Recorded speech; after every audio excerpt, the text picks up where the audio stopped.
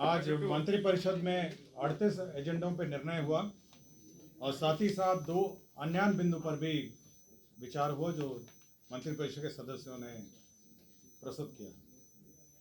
सबसे महत्वपूर्ण जो बिंदु है 38 एजेंडा है और 2 मंत्रिपरिषद के सदस्य भी रख सकते हैं एक्स्ट्रा एजेंडा, तो कुल 40 मामले हैं। सबसे महत्वपूर्ण मामला जो आज मंत्रिपरिषद के समक्ष विचारार्थ आया वह है कि दो आरक्षण अधिनियम हैं। पहला वाला है बिहार पदों एवं सेवाओं की रिक्तियों एवं आरक्षण अनुसूचित जाति, अनुसूचित जनजाति एवं अन्य पिछड़ा वर्ग अधिनियम 1951 तथा संशोधित बिहार अधिनियम 17/2002 एवं संशोधित अधिनियम 19/2023।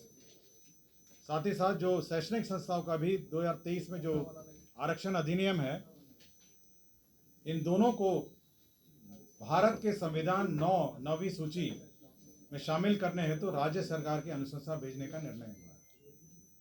इसका मतलब ये हुआ कि दोनों जो बिल पास हुए, फिर एक्ट नोटिफाई हुआ, कल ही एक्ट नोटिफाई हुए हैं, इन दोनों एक्ट को भारतीय संविधान के 9वीं सूची 9th शेड्यूल में इसको शामिल करने के लिए राज्य सरकार ने यह निर्णय लिया कि भारत सरकार को इसको भेजा जाए। 9th शेड्यूल का मतलब यह है कि वह उस 9th शेड्यूल में वैसे अधिनियम हैं, एक्ट हैं, जिस पर न्यायालय का हस्तक्षेप नहीं होता है। उदाहरण स्वरूप जो आरक्षण का अधिनियम है, जो तमिलनाडु सरकार का अपना अधिनियम है, वह 50% से ऊपर का आरक्षण है जो 9th शेड्यूल में वह अंकित है 1994 में।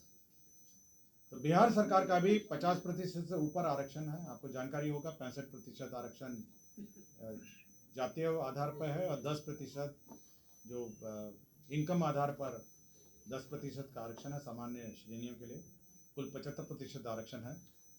तो इन दोनों अधिनियमों को संविधान के 9th शेड्यूल में रखने, 9वीं सूची अधिसूची में शामिल करने के लिए राज्य सरकार ने भारत सरकार को भेजने की अनुशंसा की। तो ये निर्णय महत्वपूर्ण निर्णय है कैबिनेट का, ताकि इस पर न्यायालय का हस्तक्षेप, जो 9th शेड्यूल है उसमें न्यायालय में विचाराधीन ये मामले नहीं होते हैं।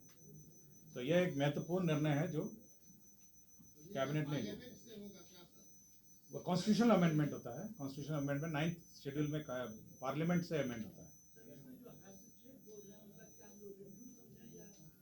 नहीं, जो 9th शेड्यूल है, आपको तो आप जानकारी होगी, जो 9th शेड्यूल के मामले हैं वह न्यायालय में विचारार्थ नहीं रहते हैं। तो ये है 9th शेड्यूल के आइटम्स हैं, तो इसको भी 9th शेड्यूल में रखने का अनुशंसा भेजा गया। ये पार्लियामेंट को ही पावर है, पार्लियामेंट ऑफ इंडिया को। न्यायालय में वो एक्सेप्ट ही नहीं होगा उसके खिलाफ। 9th शेड्यूल में जो आइटम्स हैं उसमें न्यायालय में विचार नहीं किए जाते हैं। तमिलनाडु का एक्ट उसी 9th शेड्यूल में है, अकेला एक राज्य है जिसका 9th शेड्यूल में है। दूसरे 2 अन्य बिंदु हैं, मैं जानकारी देना चाहता हूं अन्य जो सामान्य एजेंडा शुरू होने से पहले। पहला अन्य एजेंडा में माननीय मुख्यमंत्री को कैबिनेट ने धन्यवाद दिया जो आरक्षण अधिनियम अधिसूचित हुआ। दोनों अधिनियम जो अधिसूचित हुए हैं उसके लिए मंत्रिपरिषद ने उनको धन्यवाद दिया। ये पहला अन्य बिंदु था। और दूसरा अन्य बिंदु यह था कि जो राज्य सरकार को जो जातिगत गणना के आधार पर जो 3 योजनाएं स्वीकृत की गई, पहली है जो 2 लाख रुपए प्रति गरीब परिवार को जो दिया जाना है, उसके लिए जो व्यय होगा, साथ ही साथ जो जीविका के माध्यम से जो सतत जीविका पर जो योजना में 1 लाख से बढ़ा के 2 लाख किया जाना है, और साथ ही साथ जो सभी आवासहीन परिवारों को जो भूमिहीन परिवारों को आवास एवं भूमि दिया जाना है, उसमें 2,50,000 करोड़ का व्यय होना है। इतनी बड़ी राशि के लिए यह आवश्यक है कि राज्य को विशेष राज्य का दर्जा मिले ताकि जल्दी हो सके। मंत्रिपरिषद में यह भी विचार आया कि इस पर काफ़ी दिन से, जब से 2010 से इस पर बार बार केंद्र सरकार को अनुरोध किया जा रहा है और अंतिम बार 2013 में इस 2017 में इस पर अनुरोध किया गया था।